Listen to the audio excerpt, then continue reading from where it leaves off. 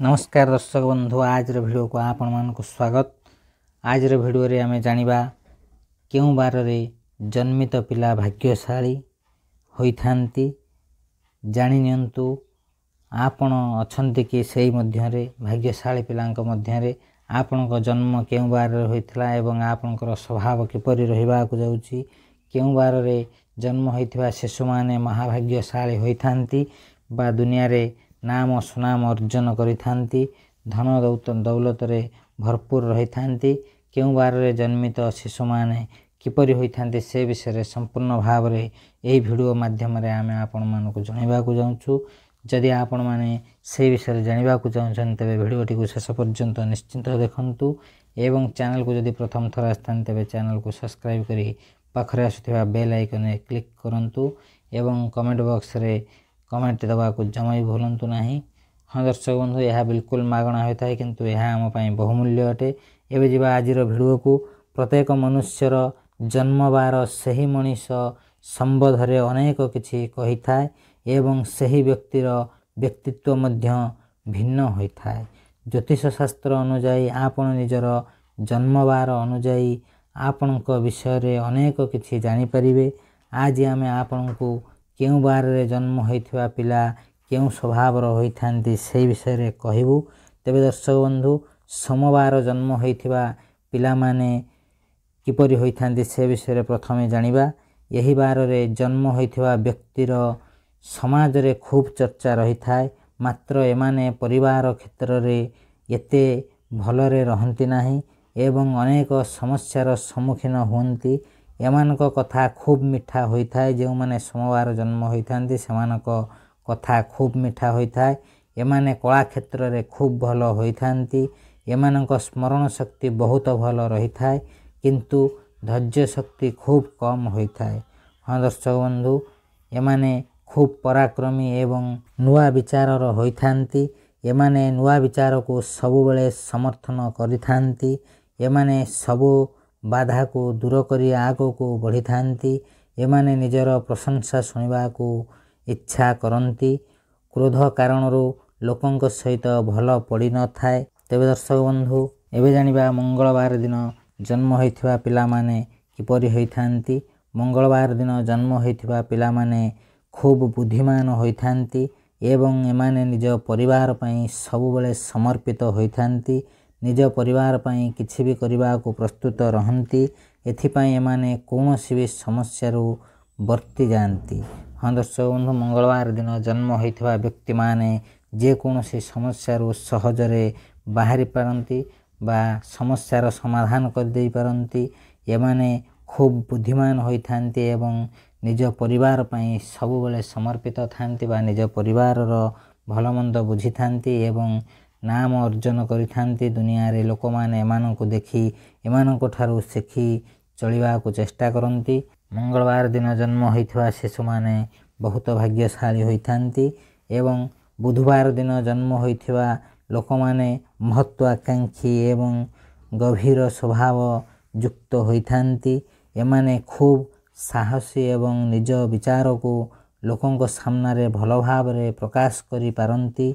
यही दिन रे जन्मित व्यक्ति लंबा गोरा एवं सुंदर होइथांती एवं एमाने खूब आकर्षणीय होइथांती।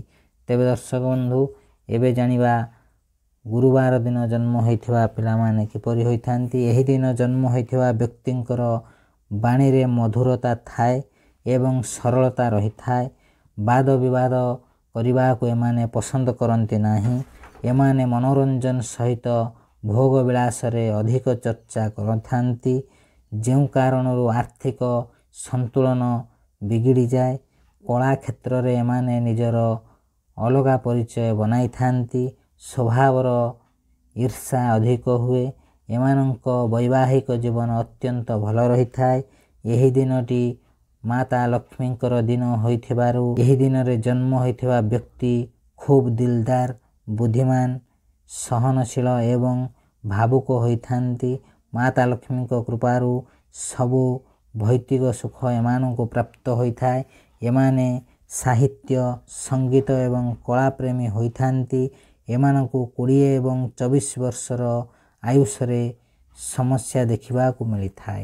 ହଁ ଦର୍ଶକ ବନ୍ଧୁ, ଗୁରୁବାର ଦିନ ଜନ୍ମ ହୋଇଥିବା ବ୍ୟକ୍ତିଙ୍କ ଜୀବନରେ ମାତା ଲକ୍ଷ୍ମୀଙ୍କର କୃପାରୁ ଧନର କୌଣସି ଅଭାବ ରହିନଥାଏ। ସେମାନେ ସମାଜରେ ମାନ ସମ୍ମାନ ପାଇବା ସହିତ ଧନର କୌଣସି ଅଭାବ ନଥାଏ, କିନ୍ତୁ ଏମାନଙ୍କ ଜୀବନରେ 20 ଏବଂ 24 ବର୍ଷ ଆୟୁଷରେ ସମସ୍ୟା ଦେଖିବାକୁ ମିଳିଥାଏ। କିନ୍ତୁ ଅନ୍ୟ ପକ୍ଷରେ ଦେଖିବାକୁ ଗଲେ ଏହି ଦିନ ଜନ୍ମ ହୋଇଥିବା ଶିଶୁମାନଙ୍କର ଭାଗ୍ୟ ବହୁତ ଭଲ ରହିଥାଏ।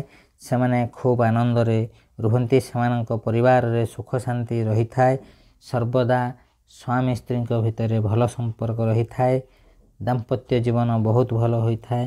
ବିବାହର ସମୟରେ ମଧ୍ୟ ଏମାନଙ୍କର ବହୁତ ଭଲରେ ସୁରୁଖୁରୁରେ ହୋଇଥାଏ। ଏମାନେ ସେମାନଙ୍କ ଜୀବନରେ କୌଣସି ଅଭାବ ରହିବ ନାହିଁ। ମାତା ଲକ୍ଷ୍ମୀଙ୍କ କୃପା ରହୁଥିବାରୁ ସେମାନଙ୍କର ସମସ୍ତ ସମସ୍ୟା ସହଜରେ ସମାଧାନ ହୋଇଯାଇପାରିବ।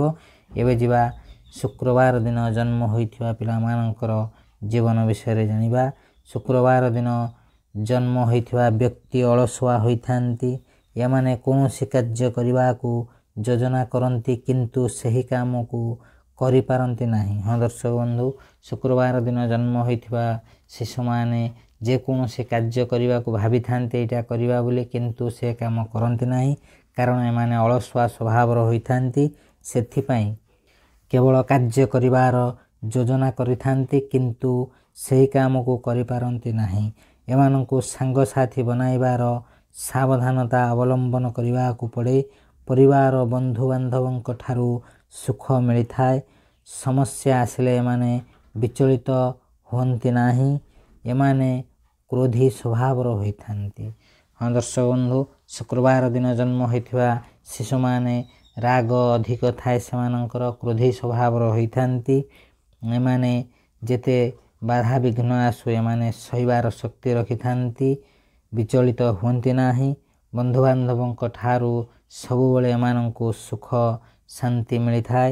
ସମସ୍ୟା ଆସିଲେ ଏମାନେ ସମାଧାନ ମଧ୍ୟ କରିପାରନ୍ତି, ବିଚଳିତ ହୁଅନ୍ତି ନାହିଁ। ଏବେ ଜାଣିବା ଶନିବାର ଦିନ ଜନ୍ମ ହୋଇଥିବା ଶିଶୁମାନେ କିପରି ହୋଇଥାନ୍ତି, ସେମାନଙ୍କ ଜୀବନରେ କେମିତି ରୁହନ୍ତି।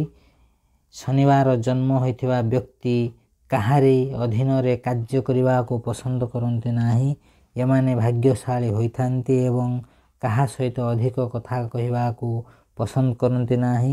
କଳା ଏବଂ ଶିକ୍ଷା କ୍ଷେତ୍ରରେ ଏମାନେ ସମ୍ମାନ ପ୍ରାପ୍ତ କରନ୍ତି। ହଁ ଦର୍ଶକ ବନ୍ଧୁ, ଶନିବାର ଦିନ ଜନ୍ମ ହୋଇଥିବା ଶିଶୁମାନେ କାହାରି ଅଣ୍ଡରରେ ବା କାହାରି ଅଧୀନରେ କାମ କରିବାକୁ ପସନ୍ଦ କରନ୍ତି ନାହିଁ ଏବଂ ଏମାନେ ବହୁତ ଭାଗ୍ୟଶାଳୀ ହୋଇଥାନ୍ତି।